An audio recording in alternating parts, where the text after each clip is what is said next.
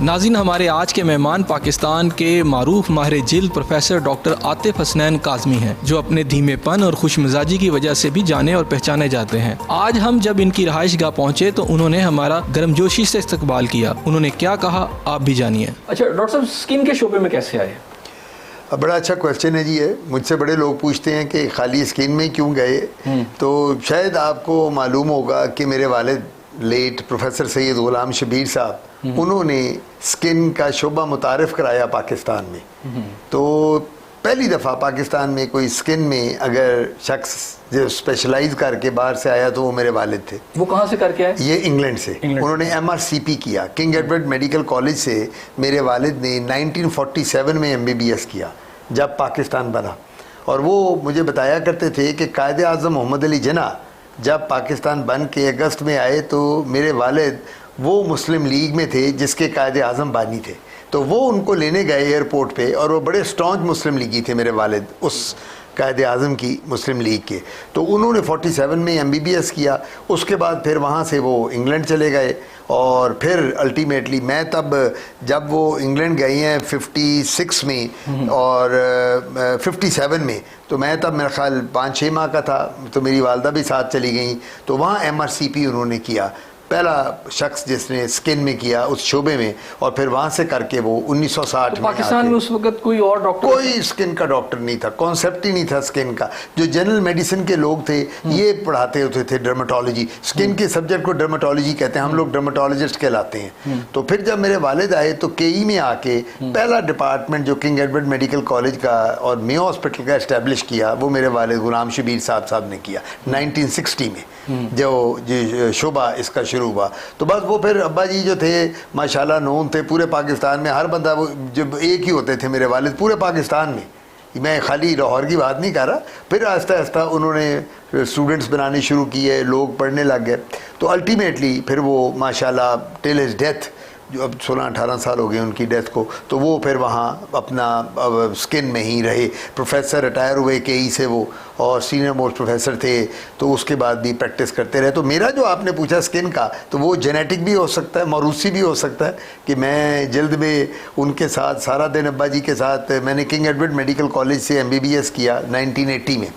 तो जब मैंने MBBS किया तो मेरे वालिद तब वहाँ उस वक़्त सीनियर मोस्ट प्रोफेसर और वाइस प्रिंसिपल भी थे, और शोबे में थे स्किन के, वो हेड कर रहे थे। We can say that you are inspired by your father. बिल्कुल, मैं समझता हूँ whatever I am all due to my father।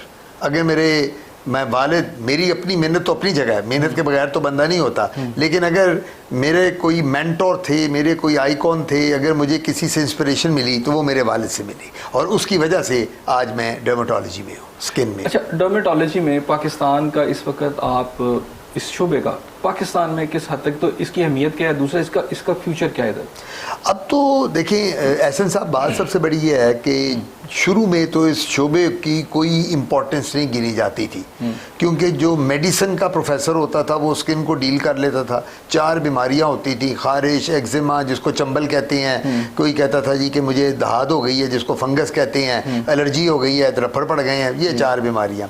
अब तो कोई 35,000 बीमारियां हैं जो जिल्द के शोबे से मुंसलिक हैं। और इन बीमारियों की आपको मैं अगर बताऊं तो आप हैरान होंगे कि इंपॉर्टेंस किस तरह है। एक शख्स को अगर शुगर है तो शुगर के मरीज की अलामात जिल्द पे जाहिर होती हैं। तो जब वो हमारे पास आता है तो हम कहते हैं शुगर टेस्ट कराई, कहता है मुझे तो शुगर नहीं है। मैं कहता हूँ तुम्हारी जो अलामात हैं, तुम्हें जो फोड़े बन रहे हैं, फिंसियाँ बन रहे हैं, मुझे लगता है कि तुम्हें शुगर होगी। वो कहता है डॉक्टर साहब मुझे वैसे तो नहीं लगता। मैं कहता हूँ टेस्ट कराओ, जब टेस्ट कराते हैं शुगर निकल आती। ठीक है ना। अब इतनी इंपॉर्टेंस इसकी, अब ये जो आजकल कोविड-19 का चल रहा है, इसमें भी जिल्द की अलामात आ रही हैं। तो हम लोग क्योंकि बीइंग ए प्रोफेसर, मैं आजकल भी पढ़ा रहा हूँ, आजकल भी कई किंग एडवर्ड मेडिकल से रिटायर होकर यूनिवर्सिटी ऑफ लाहौर में हूँ। तो मैं वहाँ देख रहा था कि हम लोग देख रहे हैं कि स्किन की अलामात जो हैं वो भी रिलेटेड हैं कोरोना के साथ। कोविड-19 में कौन सी स्किन की अलामत है? कोविड-19 में सबसे पहले जो स्किन की अलामत में आती है हम उसे कहते हैं वेस्कुलाइटिस। वेस्कुलाइटिस का मतलब होता है कि जो आपके ब्लड वेसल्स हैं, जब ये बीमारी स्किन के अंदर जाती है, कोरोना जाता है, जब आपके उसमें लंग्स में जाता है, तो जब बंदे की अलामत शुरू होती हैं खांसी की, नज़ले की, बुखार की, तो स्किन की उंगलियां, हाथ और पाँव की वो नीली होनी शुरू हो जाती है। अच्छा, ये उसकी जी, ये अलामत हैं और वो नीली होती है और उनमें खारिश भी होती है। और जिस तरह वो कहते हैं ना, जब किसी को चोट लग जाए या ब्रूज बन जाए, लोग कहते हैं यार मुझे तुमने दबाया बड़ा तो मेरे निशान पड़ गया यहाँ, और वो मोटा सा ब्रूज, वो उस तरह के वो निशान पड़ जाते हैं, सिम्टम बॉडी पे आ जाते हैं। अच्छा। तो इस वजह से कहने का मतलब है कि अब आप ये देखें कि अब कोरोना, क्योंकि आजकल हर जगह कोरोना का जिक्र हो रहा है, तो वो स्किन में भी उसकी अलामत आ रही हैं, जो एक दो मैंने आपको, वेस्कुलाइटिस ब्लड वेसल वॉल्स की वजह से जब वहां से खून लीक करेगा हमारे ब्लड का, तो वो स्किन में नमूदार। कितने दिनों में जो है अपीयर हो जाती है ये वाली जो आपने बात? ये जो है ये उसके आने के बाद, जब आपको प्रॉपर, ये शुरू में नहीं होता। एक तो कोरोना की अलामत में सबसे बड़ी बात है कि अब तो आप मेरे से ज़्यादा माहिर हो गए होंगे बीइंग ए जर्नलिस्ट, कि जी बुखार हो या खांसी, नज़ला, ज़ुकाम, ये तब शुरू होता है जब लंग्स इन्वॉल्व होते हैं, तब एंटीजन एंटीबॉडीज बन रही हैं। उस वक्त ये वायरस जो हो रही है, कोरोना वायरस, बीमारी का नाम है कोविड-19 और कोरोना वायरस करती है, तो उस वक्त जब ये लंग्स को इन्वॉल्व करती है तो हमारी पूरी बॉडी में वो जो हमारी ये भी आ रहा है रिसेंटली, जो चीज़ें सामने आ रही है इसमें ये है कि ये बड़ा साइलेंट रहता है और बहुत सारे लोगों में ये अपीयर ही नहीं होता, पता नहीं चलता उसको है। उस सूरत में भी स्किन पे इसके साथ आ चुके होते हैं। जब ये साइलेंट होगा, साइलेंट का मतलब है कि हम लोग कैरियर स्टेट में, अब हम सब लोग यहाँ बैठे हैं, मेरा इंटरव्यू कर रहे हैं, मैं आपके साथ बात कर रहा हूँ, हम अब जब तक हम अपने टेस्ट ना करा लें, हमें सिम्टम कोई नहीं है, हमें जरूरत नहीं है टेस्ट की, लेकिन हमें नहीं पता कि हम कैरियर स्टेट में हैं कि नहीं है। सो जितनी देर ये अंदर रहती है और अभी कोई सिम्टम नहीं होते, इनविजिबल स्टेट में है, तब तक कोई सिम्टम स्किन पे नहीं आते।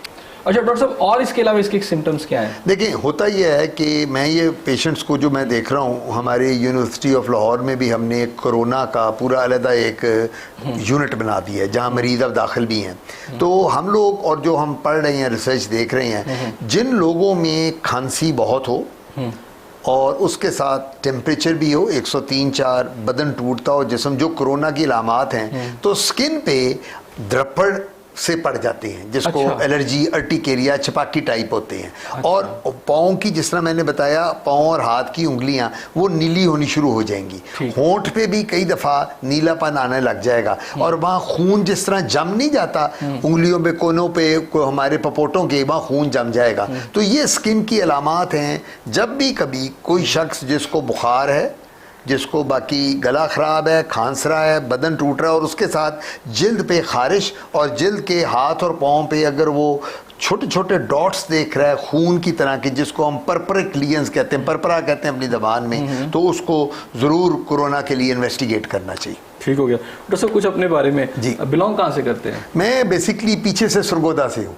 मेरे वालिद जो थे, अल्लाह बख्शे, गुलाम शबीर साहब, वो सरगोदा में पैदा हुए, और मेरे दादा दादी जब पाकिस्तान बना, बेसिकली मेरे वालिद जलंधर अमृतसर के थे। अच्छा। जब पाकिस्तान बना 47 में, तो मेरे दादा वहाँ इंस्पेक्टर ऑफ स्कूल्स होते थे, पंजाब, अमृतसर और जलंधर में। अच्छा। फिर वो वहाँ से माइग्रेट जब किए तो सरगोदा में आ गए, उनको यहाँ अलॉट हो गई ज़मीनें, तो फिर वो यहाँ मेरे वालिद, मेरे ताया, चचा सारे वो फिर इधर आ गए, तो वो सरगोदा। लेकिन हम तो लाहौर में ही, अब्बा जब मेरे MBBS किया KE से, फिर MRCP किया, शादी हुई तो लाहौर में ही, तो यहीं फिर मेरी वालदा जो थी वो भी लाहौर में ही, तो बस फिर लाहौर में ही पैदा हुए, लाहौर में स्कूलिंग हुई। सेंट एंथनीज हाई स्कूल का आपने शायद नाम सुना हो, मैंने वहाँ से 10 साल पढ़ा, मैट्रिक किया। अच्छा। FC कॉलेज से मैंने FSC की, किंग एडवर्ड मेडिकल कॉलेज से मैंने फिर MBBS किया 1980 में, और बाहर चले गए, और फिर बाहर चले गए। और इंग्लैंड से इंग्लैंड में जाके वहाँ पढ़ा, फिर अमेरिका में भी गया, उधर भी पढ़ा, फिर पाकिस्तान में आके यहाँ से MD किया, MCPS किया, बस अल्लाह का शुक्र है। तो शादी फैमिली में हुई? जी, शादी बाहर हुई। शादी जो, वो भी बड़ी इंटरेस्टिंग बात है, मैंने तो कभी देखा ही नहीं था बेगम साहब को। अच्छा। ये जो होता है ना कि वो हमारे हालात, 82 में मेरी शादी हुई थी, तो वो मैं बाहर पढ़ रहा था, तो मुझे याद है मेरी वालदा का फ़ोन आया, खुदा बख्शे, शी वाज अलाइव, कि बेटा तुम्हारे लिए हमने, मैं अपनी फैमिली में सबसे बड़ा हूँ बहनों भाइयों में, कि हमने लड़की पसंद कर ली है। तो उस ज़माने में मोबाइल शोबाइल नहीं होते थे T2 में, तो फ़ोटो तो मैं तुम्हें नहीं भेज सकती ना दिखा सकती हूँ। मैंने कहा अम्मी मुझे किसी चीज़ की ज़रूरत नहीं, जब आपने पसंद कर ली, आपने पसंद कर ली, मेरी एक ही अम्मी रिक्वायरमेंट है। उन्होंने पूछा पहले, मैं कह जी ये रिक्वायरमेंट है लड़की पढ़ी लिखी हो और ख़ानदान अच्छा हो, ख़ानदानी लोग हो, बस मेरी और कोई रिक्वायरमेंट नहीं है। मुझे पैसे की ज़रूरत नहीं है, मुझे इमारत की ज़रूरत नहीं है, लड़की पढ़ी लिखी हो, क्योंकि लड़की पढ़ी लिखी हो अच्छी बीवी बनेगी, अच्छी माँ बनेगी, ख़ानदान अच्छा होगा, जेनेटिक्स अच्छे होंगे तो कभी आगे मसले नहीं आएंगे। तो बस अल्लाह का शुक्र है मैं वापस आया। तो जब मैं आया तो मेरी वालदा ने मंगनी कर दी और उसके साथ ही फिर 6 माह में शादी हो गई। तो अल्लाह का शुक्र है कि अब मेरा ख्याल 38 साल हो गए शादी को। किसी पॉलिटिकल फैमिली से उनका ताल्लुक है? जी पॉलिटिकल फैमिली से। कौन सी फैमिली से? ये हम लोग बेसिकली, मेरी वाइफ जो हैं ये लोग ज़मींदार हैं इधर अलीपुर ज़िला मुजफ्फरगढ़ के। तो अलीपुर में जो सैयद फैमिली है सबसे बड़ी, जो इलेक्शन लड़ते हैं वो मेरी फैमिली, मेरी वाइफ के मामू वगैरह सारी उधर से, और फिर इनकी फैमिली आधे मेरा ससुराल मंडी भाउदीन में है। तो वो भी सारे पॉलिटिक्स में इन्वॉल्व है। और सब बच्चे कितने? मेरे माशाल्लाह जी 4 बच्चे, 3 बेटे 1 बेटी। और बेटे क्या कर रहे हैं? बेटा, बड़ा बेटा मेरा कंसल्टेंट है, दानिश जो है वो माशाल्लाह इंग्लैंड में है, ही इज़ ए डर्मेटोलॉजिस्ट, वो वहाँ होता है, उसने MRCP किया है। जो दूसरा बेटा है वो भी डर्मेटोलॉजी में स्पेशलाइज किया, उसने डिप्लोमा किया, अब मेरे साथ होता है वो। और जो तीसरा बेटा है उसने MBA किया था लंदन से, लाहौर में, यहाँ रीजनल हेड था। अब आजकल वो कनाडा चला गया है और आजकल वहाँ एक रॉजर्स कंपनी है, उसमें वो काम कर। अच्छा डॉक्टर साहब, एक आम आदमी जब किसी खूबसूरती को देखता है या किसी खूबसूरत औरत को देखता है तो उसका देखने का जाविया शायद और होता है, उसे एक खूबसूरत चीज़ नज़र आती है। अच्छा, अब जो डॉक्टर देखता है तो वो फिर उसकी बोन्स गिनना शुरू कर देता है, वो सारा कुछ। तो आपके साथ भी ये प्रॉब्लम रही है यार? ब्यूटी देखने का तरीका है तो आप तो स्किन का ऐसे यार बड़ा अच्छा क्वेश्चन है आपका। ऐसे मैं आपको बताऊँ, आप हैरान हो गए। मैं और मेरी बेगम हम लोग गए अमेरिका अपना हनीमून पे। तो जब हनीमून पे अमेरिका गए तो क्योंकि मैं डर्मेटोलॉजी में मैंने स्पेशलाइज किया हुआ था, तो वहाँ हम पहली दफ़ा डिज्नी वर्ल्ड गए। मैं कहा तब नया नया शौक था, हमने कहा जी डिज्नी, अमेरिका में गए पहली दफ़ा तो फ्लोरिडा गए, डिज्नी वर्ल्ड गए। तो वहाँ लंबी क्यूज़ लगी होती हैं, वहाँ इस तरह बारी नहीं आती पाकिस्तान की तरह की, वो चौधरी साहब ने, मियाँ साहब ने, शाह साहब ने, फलाने ने, इन्होंने पहले कर दो। वहाँ तो जो टिकट लिया लाइन में खड़े हैं। अच्छा, वहाँ वो मैं क्या कर रहा था, मैं लाइन में खड़ा हुआ तो मैं कुछ नहीं देख रहा था, मैं लोगों की स्किन को देख रहा था। मेरी वाइफ डॉक्टर नहीं है तो मैं वाइफ को बताई जा रहा था कि ये देखो इसको एक्जिमा है, ये देखो इसको सोराइसिस है, ये देखो इसको एक्नी है, ये इसको छाइयाँ पड़ी हुई हैं। तो जो डर्मेटोलॉजिस्ट होता है ना, मैं किसी भी जगह चला जाऊं, मैं किसी शादी पे चला जाऊं, आप मुझे अपने घर बुला लेंगे ना, लेट से आप मेरा दावत करते हैं, आपके घर में माशाल्लाह आपकी वाइफ हैं, वालदा हैं, वालिद हैं, बच्चे हैं, मैं खाना खा रहा हूँगा, मेरी नज़रें उनकी स्किन पे होंगी। मैं आपकी देख रहा हूँ कि फैमिली में आपके वाइफ के कोई पिंपल मुझे नजर आ रहा है, मैं वो देख रहा हूँ, वालदा की झुर्रियों को देख रहा हूँ, बच्चा अगर एक आ रहा है मैं देख रहा हूँ उसके निशान क्यों पड़ा हुआ है। तो जो हमारा मेंटल लेवल होता है डर्मेटोलॉजिस्ट का, हम जहाँ एंटर होते हैं तो हमें सबसे पहले स्किन ही नजर आती है।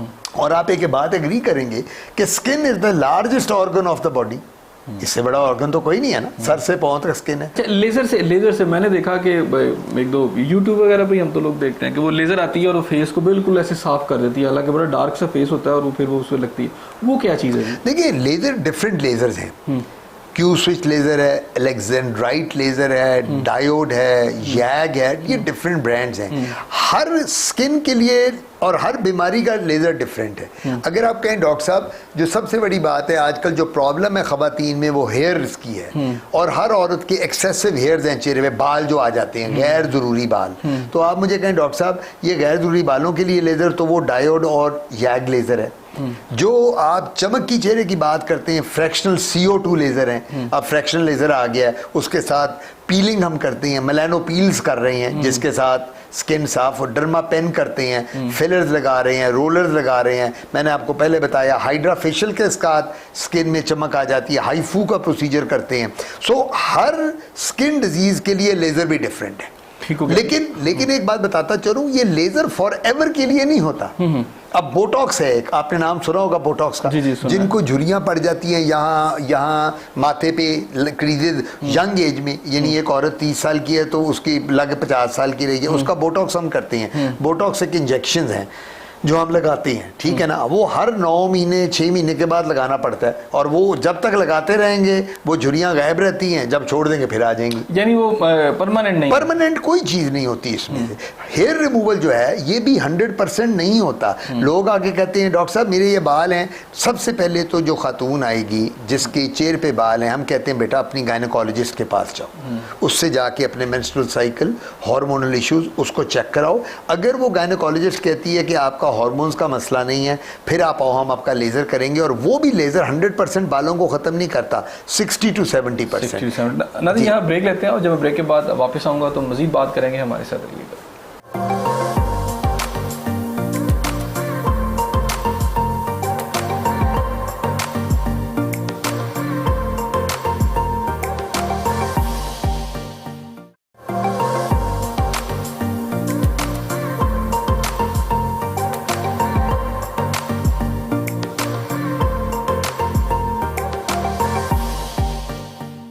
अच्छा डॉक्टर साहब, ये जो लेज़र है इसका साइड इफेक्ट्स भी हैं? बिल्कुल साइड इफेक्ट्स वो हैं। क्या है?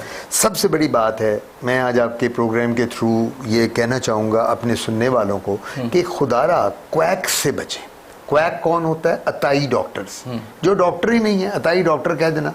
अब जितनी ब्यूटी पार्लर्स हैं, जितनी ब्यूटिशियंस हैं जिनका डर्मेटोलॉजी से, स्किन से कोई तल्लक नहीं है, वो लेज़र अगर करेंगी और वो स्किन को बर्न कर देंगी तो कॉम्प्लिकेशंस हुई कि ना हुई? उनको तो नहीं पता कि स्किन के लेयर कितने होते हैं, उनको तो नहीं ये पता कि स्किन जो है ऊपर से कैसी है, नीचे से कैसी है, किसी की डार्क स्किन है, किसी की फेयर स्किन है।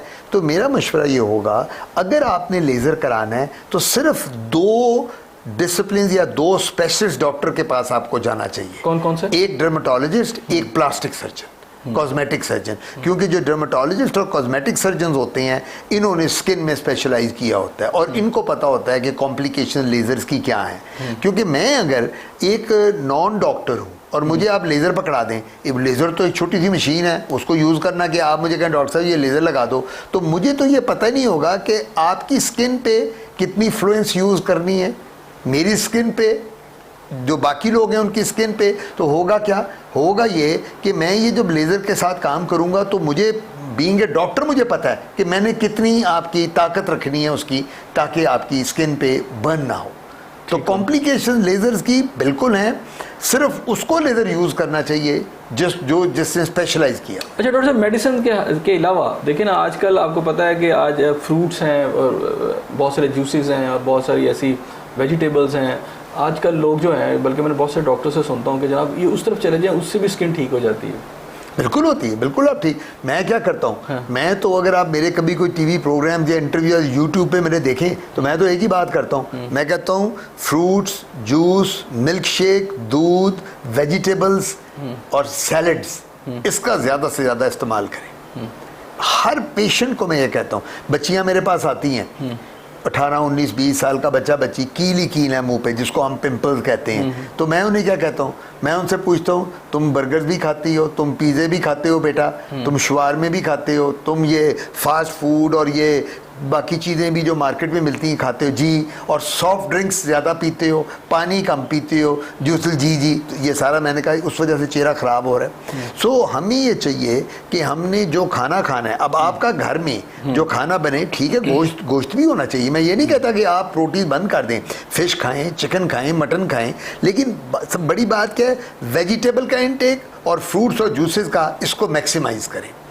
अगर आप बाहर के मुल्कों में जाएं, अगर आप गए होंगे माशाल्लाह ज़रूर, तो वहाँ सुबह का उनकी जो बाहर के यूरोपियन लोगों में, अमेरिका में सुबह नाश्ते में क्या होता है, फ्रूट और जूसेस। सबसे पहले उनका नाश्ता ही फ्रूट से शुरू होता है। वो इतने बड़े बड़े बाउल जो होते हैं फ्रूट्स के भर लेते हैं और जूस भर लेते हैं। हम लोग निहारी, हरीसा, सिरी पाए, हलवा पूरी, नान छोले, हम लोग तो शुरू ही उससे करते हैं सुबह की।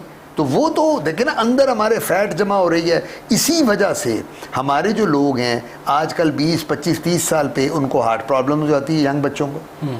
उन बच्चों में ज़्यादातर जो होती है कोलेस्ट्रॉल ज़्यादा हो जाता है, यूरिक एसिड ज़्यादा हो जाता है, ब्लड प्रेशर ज़्यादा हो जाता है। क्यों ये बीमारियां बढ़ रही हैं? ये बीमारियां होनी चाहिए 60+ पे, ये बीमारियां आ रही हैं 25 साल के बच्चों में, 30 साल के बच्चे में।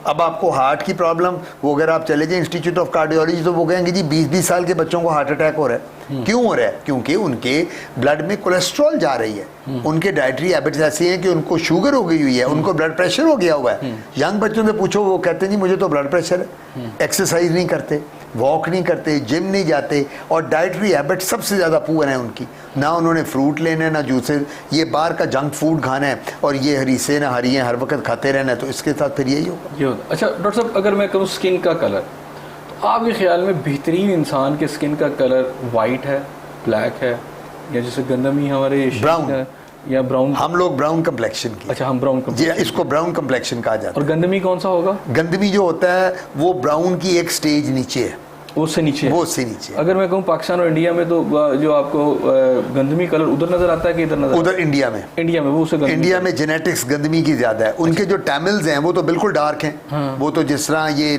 नीग्रोज होते हैं उस तरह के हैं, जो काले अफ्रीकन होते हैं, लेकिन उनकी जो जेनेटिक्स है उनमें आपको इंडिया में, मैं इंडिया बहुत गया हूँ, मैं इंडिया बहुत जाता हूँ, ये मीटिंग अब तो नहीं, मीटिंग के लिए जाते थे, इंडिया में कभी आपको खिलते चेहरे नजर नहीं आएंगे जो आपको पाकिस्तान में। और इंडियन औरतें जो लेडी डॉक्टर्स थी, हमें वहाँ कहा करती थी कि हमारा दिल करता है कि हम पाकिस्तानी औरतों को की तरह की हो जाए, जिस तरह आपकी KPK की औरतें हैं, जिस तरह आपकी कश्मीर की औरतें हैं, वो हम लोगों को एनवी करती हैं उनकी ख़वातीन।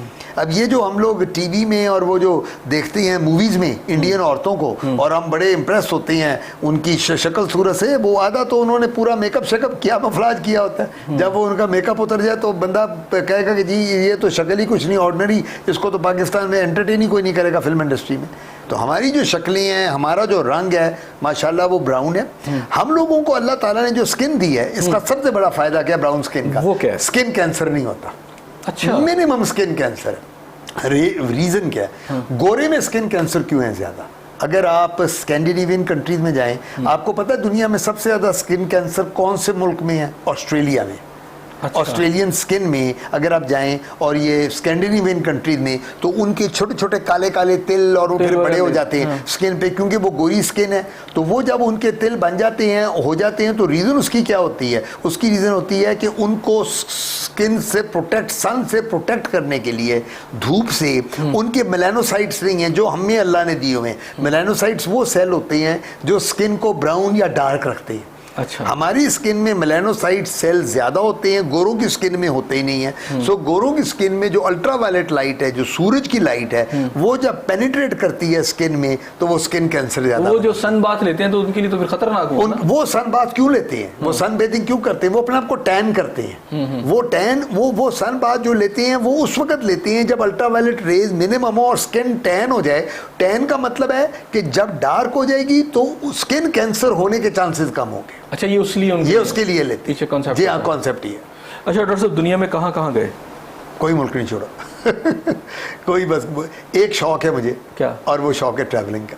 ट्रैवलिंग मुझे शुरू से, और मेरा ख्याल है, मेरी नहीं कोई ज़हन में आता कि मैंने कोई दुनिया का मुल्क छोड़ा होगा। यानी जो बड़े मुल्क हैं, मैं जो यानी मुल्क गिने जाते हैं, छोटे मोटे तो दुनिया में बहुत होंगे ऐसे, एक जजीरा वो तो नहीं, लेकिन every place in the world I have been.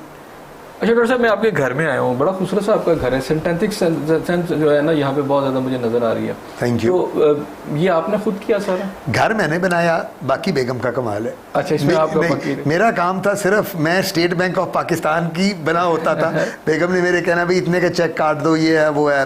15 साल हो गए बने हुए घर को। तो उसको, मेरी बेगम को बहुत शौक था, ये सारा एस्थेटिक सेंस उसका है। मेरे पास तो टाइम ही नहीं होता। सुबह मैं जाता था दफ्तर, शाम को आता था। लाहौर जिमखाना क्लब का भी मैं इलेक्शन लड़ता हूँ, मेंबर हूँ, जीता हूँ, हारा हूँ। फिर मैं शाम को क्लिनिक करता था, तो मेरे पास तो टाइम ही नहीं। एस्थेटिक सेंस में किसी और का कोई जो है रोल नहीं है? नहीं, मेरी बेगम का। मेरी ये जितना आपने घर देखा, बाहर लॉन अगर भी हम जाएंगे वो भी देख लेंगे, कमरों में सारी इंटीरियर डेकोरेशन, और ये घर का जो प्लान था, हमने कोई आर्किटेक्ट नहीं लिया था। आप हैरान होंगे, ये माशाल्लाह 3 कनाल की जगह है, और जब मैंने घर बनाया तो इसमें कोई आर्किटेक्ट नहीं था, मेरी बीवी आर्किटेक्ट थी।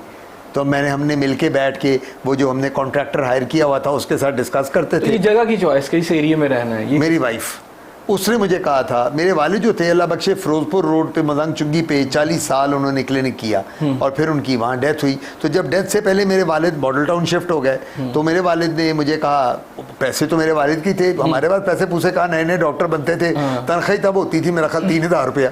जब मैं डॉक्टर बनाया, जब मेरी शादी हुई तो हनीमून के लिए पैसे नहीं थे, तो मैंने वालिद साहब को कहा, हाथ जोड़ के मैंने कहा जी सलामियाँ खर्च हो गई हैं, अब हनीमून करना है, कुछ पैसे आप दे दें। तो वालिद साहब से पैसे लेके हनीमून किया था जाके, मुझे याद है। तो वालिद साहब ने फिर मुझे जो पैसे दिए, मैंने कहा डैडी अब ज़मीन लेनी है, तो वाइफ ने मेरी ने कहा कि आतिफ मुझे ये गार्डन टाउन का इलाका है और साथ कैनाल है, आपने देखी होगी बाहर हमारे, तो वाइफ मेरी चाहती थी कि कैनाल के पास हमारा घर होना चाहिए जहाँ ग्रीनरी बड़ी हो। मेरी वाइफ को ग्रीनरी का मुझे भी शौक था, तो ये तब जगह हमें अच्छी लगी, ये गार्डन टाउन अहमद ब्लॉक, और ये खुली जगह थी, 3 कनाल के प्लॉट थे सारे, तो तब हमने ये ख़रीद ली।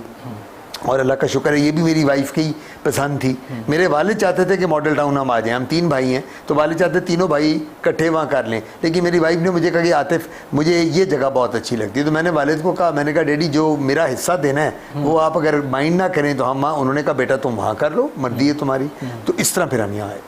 तो ये जो आप यहाँ पर आ गए, तो इसके बाद ये जो बच्चे हैं, अब सिर्फ आपने ही हनीमून के लिए पैसे अपने फादर से लिए कि बच्चों को भी कभी ज़रूरत पड़ी तो आपने दिए? वो तो अब भी मांगते हैं, बच्चे अब भी नहीं छोड़ते, बच्चे सारे अपने सेटल्ड हैं। हाँ। बच्चे माशाल्लाह, जो इंग्लैंड में बेटा है बहुत कमा रहा है, डॉक्टर है, जो कनाडा में है वो बहुत कमाता है, जो यहाँ डॉक्टर है वो कमाता है, लेकिन अभी भी वो नहीं बख्शते, अभी भी नहीं बख्शते। वो जो इंग्लैंड वाला है अब्बू इतने चाहिए, कनाडा वाला अब्बू इतना, जो यहाँ होता है वो भी कहता है अब्बू साथ। सो द पॉइंट इज, और मैं ये समझता हूँ यार एक और बात है, ये जो पैसा है ये किसके लिए है? मैंने तो कल को चले जाना है, मेरी बीवी ने कल को चले जाना है, हमने साथ तो नहीं लेके जाना, ये इन्हीं का ही है। अब जो मैंने प्रॉपर्टी है मेरी, कुछ मेरे प्लॉट्स हैं या कुछ जो भी है, जो घर बार है, ये मेरे बच्चों के लिए है ना, मैंने तो नहीं, तो मैं उनको फिर जो वो मांगते हैं मैं उनको खुल के, अब वो करते क्या हैं, वो खुद नहीं मांगते, वो मेरे ग्रैंड चिल्ड्रन को कहते हैं। वो जो मेरे माशाल्लाह मेरे जो पोते पोती हैं वो नहीं कहते हैं कि जाओ भाई दादा को कहो कि हमें ये चीज़ चाहिए, हमें फलाना चीज़ चाहिए, तो वो फिर दादा दादी जो होते हैं वो फिर, अब बेटे बेटी को ना कर सकते हैं, पोते पोतियों को दादा दादी कभी ना नहीं कर सकते, मुश्किल हो जाता है। अच्छा ये बताएं, ज़िंदगी में जो आपकी कामयाबी है उसमें किसका हाथ सबसे ज़्यादा आपको लगता है? मेरे माँ बाप and then my wife, whatever I am. बाकी मेरी मेहनत के बगैर तो मैं कुछ नहीं ना। ये तो नहीं है कि मैं हाथ पे हाथ रख के बैठ जाऊँ तो मैं कहूँ जी कि मेरे माँ बाप और मेरी बीवी मुझे दुआओं के साथ कर दें, इस तरह तो नहीं होता। मैंने बड़ी मेहनत की, किंग एडवर्ड मेडिकल कॉलेज में दाखिल होना सबसे बड़ी बात है, यही बड़ा एक ऑनर होता था कि जी बंदा किंग एडवर्ड्स का ग्रेजुएट है, और जो पहला प्राइम मेडिकल इंस्टीट्यूशन, अब तक भी उससे बड़ा इंस्टीट्यूशन। लेकिन मेरे माँ बाप की दुआएँ और मेरे बाप की, जो मेरे वालिद जो थे ना, वो मैं क्योंकि सबसे बड़ा था तो वो हर वक्त मेरे करियर पे उनकी छाप बहुत है। वो हर वक्त उनके ज़हन में मैं ही होता था कि आतिफ जो है ना, आतिफ को मैंने इस्टेब्लिश करना है, आतिफ को मैंने करना। बाकी भी 2 भाई हैं मेरे और भी, उन्होंने कहा जी प्रायोरिटी मेरी वो है। फिर मेरी माँ की दुआएं, बड़ा बेटा था, और फिर मुझे बीवी वो मिल गई। मैं बड़ा खुशकिस्मत अपने आप को समझता हूँ, क्योंकि अच्छी बीवी का मिलना, अच्छी औरत का आपके साथ गुजर करना, कि जिसने हमेशा मुझे फैसिलिटेट किया, जिसने हमेशा मुझे वो मोमेंटम दिया जिससे मैं आगे बढ़ूं। कई दफ़ा ख़वातीन नेगेटिव हो जाती हैं, कई दफ़ा जो आपकी वाइफ होती है वो उसकी मेंटल कंपेटिबिलिटी आपके साथ नहीं होती, वो चाहे आपके बच्चे हो जाएं, जो मर्जी हो जाएं, आप घर में इस तरह रह रहे होते हैं कि जिस तरह एक बस कंपेनियनशिप चल रही है, कोई आपका उसके साथ, अब आपकी उम्र ऐसी है कि जी आप उसको छोड़ नहीं सकते बच्चों के लिए। मेरी ऐसी बात नहीं है, अल्लाह का शुक्र है, जहाँ जो मैंने मांगा मेरी बीवी ने उसी तरह किया, और अल्टीमेटली मुझे उसने हर बात में पॉजिटिवली मुझे उसने कहा कि आतिफ मैं तुम्हारे साथ हूँ, जो तुमने करना करो, I am at the back of you. अच्छा डॉक्टर साहब, मैंने बहुत सारे डॉक्टर्स को देखा है कि जब वो डॉक्टर्स भी बन जाते हैं तो उनकी जो प्रायोरिटी होती है वो कि जी CSS कर लें और कहीं पुलिस ऑफिसर लग जाएं और कुछ कस्टम में लग जाए। बहुत सारे मैं डॉक्टर्स को देखा, आप लाइक है, जैसे आपने कहा मेहनत भी की, तो आपका दिल नहीं कभी किया कि यार मैं डॉक्टर के अलावा को बन जाता, कोई बड़ा पुलिस ऑफिसर बन जाता, कोई ब्यूरोक्रेट बन जाता? मेरे क्लास फेलो, मेरा जो सबसे पक्का दोस्त है, जो मेरा बचपन का दोस्त है, उसका नाम है डॉक्टर आरिफ मुश्ताक चौधरी। आरिफ मेरा सबसे पक्का यार है। अच्छा, आरिफ आपने नाम सुना होगा, एडिशनल IG पंजाब, अभी member public service commission. Arif और मैं क्लास 1 से इकट्ठे हैं और रात दिन इकट्ठे रहते थे। हमने सेंटेंसरी से इकट्ठे मैट्रिक किया, FC कॉलेज से FSC की, KE से इकट्ठे MBBS किया। और आरिफ जो है, आरिफ असिस्टेंट प्रोफेसर हो गया कम्युनिटी मेडिसिन में ग्रेड 18 में इनके ही। तो आरिफ को एक दिन ख्याल आया, कहता आतिफ चल यार CSS का इम्तिहान दे देते हैं। उस ज़माने में CSS डॉक्टर बहुत करते थे। मैंने कहा यार मैंने नहीं देना, क्योंकि मेरे अब्बा जी जो थे उन्होंने कहा कि तुमने मेरी सीट संभाल ली है। मुझे अब्बा जी ने कहा कि मेरे बाद मैं जब प्रोफेसर रिटायर होऊंगा, आई वांट, मेरी एक एम्बिशन है, मेरे अब्बा जी की एक एम्बिशन थी कि जी उनकी वो ये थी कि उनकी बाद रिटायरमेंट के बाद किंग एडवर्ड मेडिकल कॉलेज की जो प्रोफेसर की सीट है वो मेरा बेटा वहाँ एक दफ़ा आए और वहाँ से रिटायर हो, मेरी सीट से जो बनाई हो। तो मेरे अब्बा ने मुझे साफ कह दिया कि तुमने CSS नहीं करना, आरिफ तुम्हारा पक्का यार है, आरिफ को करने दो। तो आरिफ ने CSS किया माशाल्लाह। आरिफ फिर वो पुलिस सर्विस में आ गया और very good officer, very honest officer, very dedicated. आपको तो पता होगा, आप तो माशाल्लाह जर्नलिस्ट हैं, सब आप अफसरों के मिलते करते हैं। फिर आरिफ रिटायर होके वहाँ से मेंबर पब्लिक सर्विस कमीशन आ गया। सो हमने उस वक्त हमारे साथ जो लड़के थे, अब मेरा सबसे पक्का यार उसने CSS कर लिया, मैंने क्यों नहीं किया? क्योंकि मेरे वालिद का एक ही एम्बिशन था कि बेटा एक दिन मैं चाहता हूँ कि मेरा बेटा जो मैंने कुर्सी बनाई है उस पर मेरा बेटा एक दिन ज़रूर बैठे आके। अच्छा डॉक्टर साहब, अपनी सुबह का आगाज़ और शाम की या रात की एंडिंग कैसे करते हैं? सुबह मैं उठता हूँ, आजकल मैंने आपको बताया मैं यूनिवर्सिटी ऑफ लाहौर है, प्राइवेट यूनिवर्सिटी है, मैं उसमें आजकल डीन हूँ, हेड हूँ स्किन का।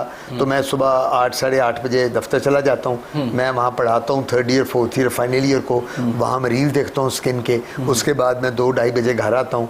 घर आके खाना वाना खाता हूँ। जिमखाना क्लब मुझे एक ही शौक़ है, क्योंकि मैं इलेक्शन में बड़े लड़ रहा हूँ और मैं वो सरकारी पैनल के साथ लड़ता रहूँ। कामरान अशारी साहब का आपने नाम सुना होगा, वो उनके साथ मैं उनके ग्रुप में हूँ, तो उनके साथ इलेक्शन लड़ा। फिर मैं जिमखाना क्लब चला जाता हूँ। मैं फिर वहाँ 2-3 घंटे, सारा हमारा ग्रुप बैठा होता है, उनके साथ बैठ लिया। फिर आके 1 घंटा रेस्ट किया। फिर क्लिनिक 6 बजे से लेके तो रात 10 साढ़े 10 11 बजे तक क्लिनिक करता हूँ। ठीक हो गया जी नाज़रीन, वक्त तो है छोटे से ब्रेक का। ब्रेक ले लेते हैं और जब मैं ब्रेक के बाद वापस आऊँगा तो हम मज़ीद इनसे बात करेंगे। लेकिन यहाँ नहीं करेंगे नाज़रीन, इनके घर के जो दूसरे खूबसूरत हिस्से हैं वहाँ पर भी जाएंगे और इनसे बात करेंगे जो घर की ब्यूटिफिकेशन है, एस्थेटिक सेंस है। अगर चाहे कि इन्होंने बताया कि उनकी अहलिया जो है उसमें उनका रोल है, लेकिन ये हुआ कैसे और कैसे ये सारी चीज़ें खूबसूरत हुई, इस पर बात करेंगे। हमारे साथ रहिए।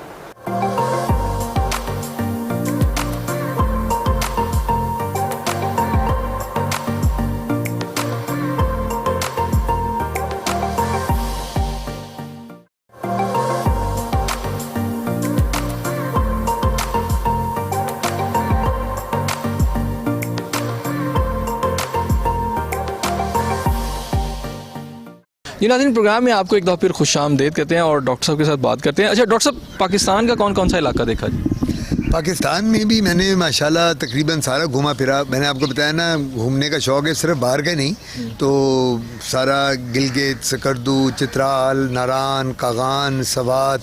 मेरे वालिद को भी बड़ा शौक़ था घूमने फिरने का।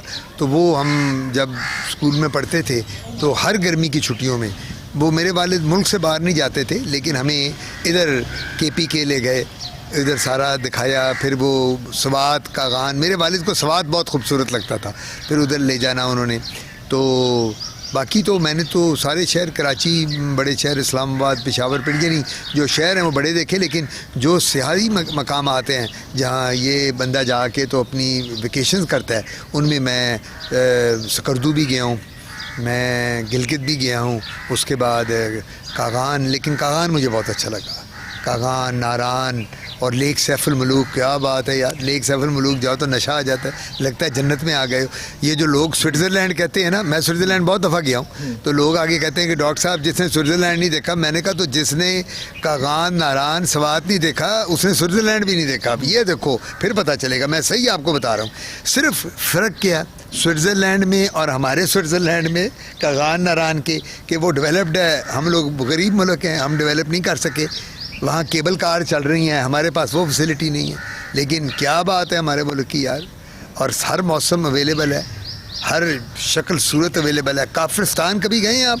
अगर काफिरिस्तान जाएं, इतनी खूबसूरत लोग दुनिया में कहीं नहीं। ब्लू आइस, गोरा रंग, ब्राउन हेयर्स, ख़वातीन, बच्चे, बूढ़े, उनके जो बूढ़े लोग हैं उनको देखें आप तो बंदा कहता है यार ये तो जन्नत की कोई स्पीशीज़ आई हुई है। तो क्या बात है पाकिस्तान की। अच्छा, अगर पाकिस्तान को कंपैरिजन करें थोड़ा सा, तो आपने तो दुनिया देखी ना, आपने कहा जो अब शायद ही कोई इलाका जो आपने नहीं देखा, तो पाकिस्तान को कहाँ आप जो है रेट करते हैं? ये रेटिंग आप फाइनेंशियल कह रहे हैं, इकोनॉमिक कह रहे हैं, ब्यूटी यानी के हवाले से या नेचुरल जो आपकी देखें, मैं फिर वो बायस्ड कहलाऊंगा कि अगर मैं कहूँ कि मेरा मुल्क सबसे खूबसूरत और सबसे अच्छा मुल्क है, और मैं इसमें आपको यकीन से कहता हूँ, मैंने तो आपको बताया ना पूरी दुनिया मैंने देखी है, खूबसूरत से खूबसूरत जगह देखी है। प्रॉब्लम सिर्फ ये है कि हमारे मुल्क में सब कुछ है, हमने में पावर्टी है और इलिटरेसी है। जो इलिटरेसी है सबसे बड़ा हमारा जो दुख है वो ये है, अगर आज को हम लोग 80-90% लिटरेट हो जाएं, पढ़े लिखे हो जाएं, और सिर्फ 15-10% हमारे लिटरेट रह जाएं, तो ये मुल्क स्विट्ज़रलैंड, जो हम जिसको स्विट्ज़रलैंड और जर्मनी, इटली और वो स्कैंडिनेवियन कंट्रीज़ कहते हैं, फिनलैंड, आइसलैंड, ये वो इसके मुकाबले में कुछ ना हो। दूसरा, हम फाइनेंशियली इकोनॉमिकली हमारा मुल्क जो है वो बेचारा उतना नहीं है जितने वो बाकी यूरोपियन कंट्रीज हैं। तो पाकिस्तान को मैं तो यही कहूँगा कि अगर कोई मुझसे पूछे कि it's one of the most beautiful places, मैं जब बाहर पढ़ता था तो मुझे ऑफ़र हुई इन USA एंड UK, जब मैं गया नया कि जी यहीं रहो, यहीं कंसल्टेंट बन जाओ।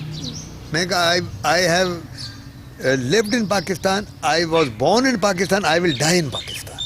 अच्छा, पाकिस्तान की कौन सी बात आपको सबसे ज़्यादा अच्छी लगती है, या पाकिस्तानियों की कौन सी बात सब आपको लगता है कि ये बहुत अच्छी है? मैं सबसे पहले फर्स्ट रेट सिटीज़न हूँ। बाहर के किसी दुनिया में आप फर्स्ट रेट सिटीज़न नहीं, मैं तो फर्स्ट रेट सिटीज़न हूँ, क्योंकि बाहर आप जहाँ जाएंगे आप तो सेकंड रेट सिटीज़न हैं, आपको तो वो समझेंगे कुछ नहीं, कहीं भी कोई रूल होगा आपको नंबर 2 समझा जाएगा। पाकिस्तान में मैं नंबर 1 हूँ, मैं छाती तान के चल सकता हूँ, कह सकता हूँ ये मेरा मुल्क है। जब मैं उतरता हूँ एयरपोर्ट पे पाकिस्तान के, तो वो जो ग्रीन पासपोर्ट है, मैं ये तब सोचता हूँ कि यार इसकी वैल्यू यहाँ बाहर के ममालिक में क्या है वो सबको पता है, मेरे अपने मुल्क में क्या है, और लोग मेरे सब जानने वाले होते हैं, क्योंकि 40 साल हो गए मुझे स्किन में, एयरपोर्ट पे, कस्टम में, इमिग्रेशन में, FI सब जानते हैं। डॉक्टर साहब साल वाओ जी आप आए, तशरीफ़ लाएँ, भाभी आई हैं, बच्चे आए, हमारे साथ आए, हम कर देते हैं। Protocol, VIP, sense of security सबसे ज़्यादा आपको अपने मुल्क में है। अच्छा, कोई ख्वाहिश रहेगी जो पूरी ना हुई हो? ख्वाहिश अब एक ही है कि जब भी मैं इस दुनिया से जाऊँ तो चलता फिरता चला जाऊँ, मैं लाइबिलिटी ना बनूँ किसी के ऊपर। ठीक हो गया। और कुछ रह जाते हैं पछतावे कि यार ज़िंदगी में ये कर लेते तो ये हो जाता, या ये करना चाहते थे ये रह गया, या सब कुछ कंप्लीट हो गई, तमाम ख्वाहिशात पूरी हो गई? देखिए, ख्वाहिशात तो कभी भी कंप्लीट नहीं होती। अगर आप देखें तो आप अब माशाल्लाह जो मर्जी वेल सेटल्ड हैं, लेकिन फिर भी आपके होगा यार वो हो जाता तो बहुत अच्छा होता। अब मैं कहूँ जी मेरे पास अल्लाह ने मुझे 4 गाड़ियाँ 5 गाड़ियाँ 6 दी हैं, काश जहाज़ मेरे पास आ जाए, मैं यहाँ एक हेलीकॉप्टर ले लूँ, एक जहाज़ ले लूँ। मैं बड़ा और किस्म का शख्स हूँ, मेरे में लालच नहीं है, मैं कंटेंटेड आदमी हूँ, कंटेंटमेंट है मेरे में। मैं बस जो अल्लाह ने दिया हर वक्त अल्लाह का शुक्र अदा करता हूँ। यानी अल्लाह का लाख लाख शुक्र है कि अल्लाह ताला ने मुझे औलाद दी, नेक औलाद दी, शरीफ औलाद दी, कोई उनमें बुराई नहीं। अल्लाह का शुक्र है मैं अमेरिका रह के पढ़ा, वलायत रह के पढ़ा, कभी शराब नहीं पी, कभी जुआ नहीं खेला, कभी सिगरेट नहीं पी। यानी पता नहीं इन चीज़ों का, मुझे तो पता नहीं कि ये होता क्या है। मैं तो अगर कोई सिगरेट पीता हो तो मैं उससे दूर हो जाता हूँ। हम जब अमेरिका पढ़ते थे तो बियर की वो जो पीती हैं और उसकी स्मेल के साथ हमें नौजिया शुरू हो जाता था। तो अल्लाह का शुक्र है, अल्लाह ताला ने इन चीज़ों से बचा के रखा है, उसकी ज़ात का शुक्र है। तो इस वजह से मुझ में वो है लालच है ही नहीं। मैं अगर आप मेरे से बेहतर है ना तो मुझे खुशी होगी, मुझे कभी ये नहीं होगा कि मैं इसके साथ जेलसी करूं कि यार मेरे पास अगर घर एक इतने कनाल का है तो इसके पास मुझसे बड़ा घर 6 कनाल का क्यों है, इसके पास 8 गाड़ियाँ क्यों हैं, इसके बाद मुझसे वो नेवर। आई कंटेंटेड मैन, जो दिया उसकी ज़ात ने दिया, जो लेना है उससे लेना है, जो दिया उसने दिया है, और उसी का शुक्र अदा कर। खुशी किस बात पे मिलती है? खुशी मिलती है कि जब मेरे बच्चे जो थे, जब इन्होंने तालीम हासिल की, मेरी बहुएं तीनों डॉक्टर हैं, ये बड़ी खुशी थी कि चलो पढ़ी लिखी बच्चियां आ गई, क्योंकि वो पढ़ी लिखी बच्चियां आएंगी तो अच्छी बीवी बनेंगी और अच्छी माँ बनेंगी। और खुशी बाकी मिलती है कि जब मैं ये देखता हूँ कि जो मैं अल्लाह से मांगता हूँ मुझे वो मिल जाता है। और आप यकीन करो ऐसा, आई टेल यू, मैंने जो मांगा मुझे मिला। मैं ये सही आपको बात कर रहा हूँ, मैं गलत नहीं कर रहा, मैं कोई आपसे मुबालगा राय नहीं कर रहा। मैंने जब अल्लाह से जो मांगा, मैंने जितना जो मांगा मुझे अल्लाह ने दिया है। मुझे अगर एक बड़ी गाड़ी की ज़रूरत है, मैंने कहा अल्लाह ताला इतने पैसे दे दे कि मैं वो गाड़ी ख़रीदूँ। मैं वैसे मिसाल दे रहा हूँ, अल्लाह मुझे उतने पैसे दे रहे थे, और पैसे हलाल किए हैं, मैं सुबह जाके काम करता हूँ, शाम को क्लिनिक करता हूँ, मेरा हकलाल ही है ना। मैंने कौन सा कोई 2 नंबर काम करना है जिसमें पैसा मैंने कोई लेना है बैग। अच्छा डॉक्टर साहब, कुछ लोग ऐसे होते हैं जो इस शोबे में होते हैं, डॉक्टरी की शोबे में, उन्हें मौका मिलता है तो वो बहुत सारे गरीबों का भी फ्री इलाज कर देते हैं। मैं ऐसे डॉक्टर्स को जानता हूँ कि बहुत अच्छे उनके, यानी अगर देखा जाए तो बहुत सारा कमा भी रहे होते हैं और चाहे तो जो जितना चाहे कमा ले, लेकिन बहुत सारे ऐसे आते हैं ज़रूरतमंद पेशेंट, उनको वो डील कर लेते हैं। वैसे ही आपका चूँकि स्किन का है शोबा, तो क्या आपके पास भी इस तरह के लोग आ जाते हैं और आप उनके साथ किस तरह ट्रीटमेंट करते हैं? एक अच्छा इंसान होना ज़रूरी है, एक अच्छा डॉक्टर हो ना हो, एक अच्छा ह्यूमन बीइंग होना ज़रूरी है। ये बात एक याद रखें। आप एक जर्नलिस्ट हैं, आप चाहे अपने जर्नलिज्म में जो मर्जी हो, आप अकले कुल हो, लेकिन अच्छे इंसान नहीं हैं तो मैं आपको अच्छा नहीं समझूंगा। सो अच्छा इंसान होना और अपने शोबे में अच्छा इंसान हो। मैं जब से मैंने देखा, मेरे वालिद 40 साल मुझे स्किन में हो गए हैं, मेरे वालिद ने भी मुझे ये बताया कि बेटा जो अफोर्ड नहीं कर सकता उससे पैसे नहीं लेने। जो फीस हम डॉक्टर्स की होती है, जब हम उन्हें बताते हैं मरीज़ को, आप मेरे पेशेंट हैं, आप आएंगे डॉक्टर साहब फीस है, मैं कहूँगा जी ये फ़ीस है, आप मुझे दे देंगे। आप आगे अगर मुझे कहते हैं डॉक्टर साहब मैं तो इतना अफोर्ड नहीं कर सकता, मेरे पास तो वसाइल नहीं है इतने, तो मैं कह दूँगा कोई बात नहीं यार। आप कहेंगे डॉक्टर साहब 50% ले लें, मैं कहूँ 50% रख दो यार, चलो। फिर जब हम अस्पताल में, मैंने 40 साल नौकरी की है, अस्पताल में फ्री होता है, 50 रुपए की पर्ची है तो मरीज़ फ्री। वो जो मैं हॉस्पिटल में मरीज़ देखे, मेयो अस्पताल में मैंने जो 30 साल गुजारे वहाँ, तो उसमें कितना लाख करोड़ हम मरीज़ मैं देख चुका हूँ जिनसे हम चार्ज ही नहीं करते थे, वो सिर्फ पर्ची के होते हैं ना सरकारी अस्पताल में।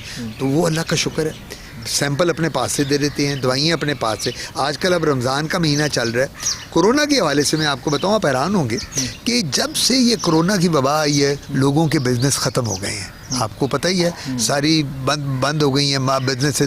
वो लेबर क्लास या वो जो डेली वेजेस पे काम करते थे, उनके तो हालात बहुत ख़राब हैं। डेली मेरे क्लिनिक पे 2 या 3 लोग ऐसे आते हैं जो आके कहते हैं डॉक्टर आतिफ मेरे पास ये थी, मेरी नौकरी, मैं ऊबर चलाता था, मैं फ़लाना काम करता था, मेरे 4 बच्चे हैं, ये एक औरत आई, मेरा ब्यूटी सैलून था, डॉक्टर साहब जो हेल्प कर सकते हैं मैं जो दे सकता हूँ मैं दे देता हूँ। उसके अलावा जो मैंने और मेरी बीवी ने, हम लोगों ने जो कुछ लोगों के लगाए हुए हैं, कुछ गरीब बच्चियों की शादियां करानी, या उन मसाजिद में या उन जगहों पे कि जहां वो जेन्युइनली ज़रूरत है, वहां हम बहुत दिल खोल के देते हैं। लेकिन एक बात बता दूं, मैं अपनी फैमिली, जो मेरी फैमिली में ज़रा लो इकोनॉमिक लेवल के लोग हैं, सबसे पहले मैं प्रायोरिटी उन्हें देता हूँ। यानी ये तो हदीस शरीफ भी इसी तरह ही है और दीन भी यही कहता है कि अपनी फैमिली में पहले देखो। मैंने रखा हुआ है कि मेरी फैमिली में, मेरी बीवी की फैमिली में, हम लोग जितना मैं कमाता हूँ, जो मैंने निकालना, जो देना है, वो मेरी कोशिश होती है पहले I should give it to my family members, जो भी मैं दे सकता हूँ, उसके बाद बाहर के और दूसरे बंदे का राइट बनता है। अच्छा डॉक्टर साहब, बीइंग ए डॉक्टर, मैं पाकिस्तान के अंदर डॉक्टर्स देख रहा हूँ, थोड़े अब जो नौजवान नस्ल डॉक्टर्स की आ रही बड़ी एग्रेसिव है। अगर मैं 20-25 साल पीछे चला जाऊँ तो डॉक्टर सिर्फ मसीहा लोगों को नज़र आता था और कभी ऐसी बात नहीं थी। आज थोड़ा सा हम देखते हैं कि मटीरियलिज्म इतनी ज़्यादा बढ़ गई है कि प्राइवेट हॉस्पिटल्स में मैं पर्सनली जानता कुछ ऐसी जगह हैं जहाँ पर सिर्फ ड्रिपें इसलिए लगाई जाती हैं कि पैसे बनते रहे, वहाँ 6 घंटे लगाए जाए। डॉक्टर के अंदर ये जो मटीरियलिस्टिक जो अप्रोच आई है, आप नहीं समझते कि इस शोबे के लिए एक तो नुकसानदेह है, दूसरा ये जो नौजवान डॉक्टर हमें बड़ा अग्रेसिव नज़र आया पिछले चंद सालों में, इसकी वजूहात क्या नज़र आती हैं? देखिए 2 बातें हैं, सारे एक जैसे नहीं होते। आप एक जर्नलिस्ट हैं, जर्नलिज्म में भी बहुत ऐसे लोग हैं जिनके बारे बहुत कुछ कहा जाता है, इसी तरह हमारे शोबे में भी हैं। तो ये कह देना कि सारे डॉक्टर ऐसे हैं, मैं सबकी बात नहीं कर रहा, एक जनरल एक है। अब मैं आपको बताता हूँ रीज़न क्या है उसका। देखें, जो डॉक्टर अब बनता है, जो MBBS कर लेता है और वो ग्रेजुएशन करता है, जब उसको नौकरी मिलती है, वो मेडिकल अफसर होता है, तो 70 हज़ार रुपये की तनख्वाह मिलती है। उसकी बंदे की शादी हो जाती है, शादी के साथ 2 बच्चे हो जाते हैं, 1 बच्चा हो जाता है। अब उसने अपना घर भी चलाना है, उसने बीवी का भी खर्चा, बच्चे का भी। पहले दिन ही डॉक्टर बन के उसका क्लिनिक शुरू नहीं हो जाएगा, अगर वो प्रैक्टिस शुरू करेगा तो प्रैक्टिस को इस्टेब्लिश करते हुए टाइम लगता है। ये तो नहीं होगा आपसे कोई पूछे अगर आपको प्रॉब्लम होगी तो आप किसी इस्टेब्लिश डॉक्टर के पास पहले जाना पसंद करेंगे। आप कहेंगे यार अगर मेरे मैदे में तकलीफ है मुझे बताओ बेस्ट गैस्ट्रोएंटरोलॉजिस्ट कौन है, लेकिन आपकी गली में जो बंदा बैठा होगा आप उसको ज़रा अवॉइड करोगे कि यार उधर मैंने नहीं जाना। इसी तरह जो हमारे कुछ डॉक्टर्स हैं इनके मसले मसाइल बहुत हैं। एक तो इनका जो पे स्ट्रक्चर है वो मैं समझता हूँ आजकल की महंगाई के हिसाब से जिनकी क्लिनिक नहीं है डॉक्टर्स की बेचारों की, उनका पे स्ट्रक्चर बहुत कम है। अच्छा, उसके बाद अब होता ये है कि जो ये आपने बात की कि लोग ड्रिपें लगा के पैसे ले रहे हैं, क्वैकरी कर रहे हैं, बिल्कुल ऐसे होंगे, लेकिन ये बड़ा मिनिमम अमाउंट है उन डॉक्टर्स का कि जो ऐसा काम करते हैं। जो डॉक्टर्स इस्टेब्लिश्ड हैं, जो डॉक्टर्स अपनी हॉस्पिटल्स और क्लिनिक्स चला रहे हैं, उनमें ऐसा मसला नहीं है।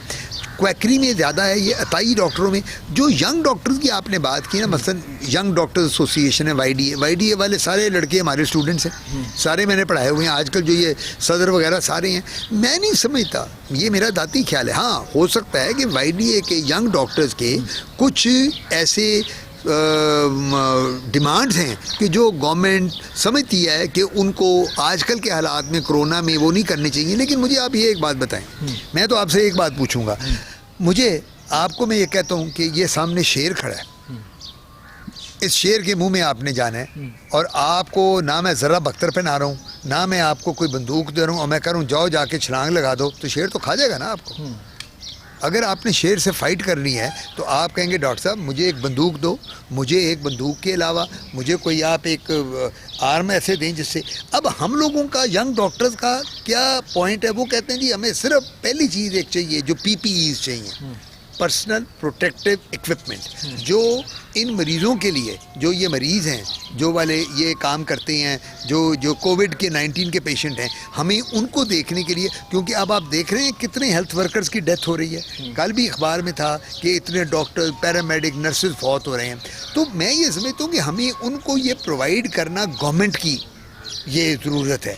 अब ये एग्रेसिवनेस फिर क्या आती है, जब आप एक बच्चे की ड्यूटी लगा देंगे कि जाओ यार एक्सपो सेंटर लाहौर में मरीज़ हमने दाखिल किए हुए हैं, तो तुम देखो प्रॉपर PPE है नहीं, तो बच्चा तो अपनी ज़िंदगी पे खेल रहा है। वो बच्चे की उम्र है 29 साल, 30 साल, 28 साल, एक उसका बच्चा है, तो वो अब कोरोना के मरीज़ों में जाके अपने आप को कोरोना करा ले, तो वो तो फिर ये बात एक ये पहलू है। बाकी कुछ जगह वाईडीए वाले जो बच्चे हैं, ठीक है, एक आध जगह कहीं ज्यादती भी कर जाते होंगे, वो मैं नहीं ये बात करता, लेकिन जनरली मेरा तजर्बा ये कहता है, मैं इन बच्चों के साथ रहा हूँ, मैंने इन्हें पढ़ाया भी है, मैंने इनको ग्रूम भी किया है।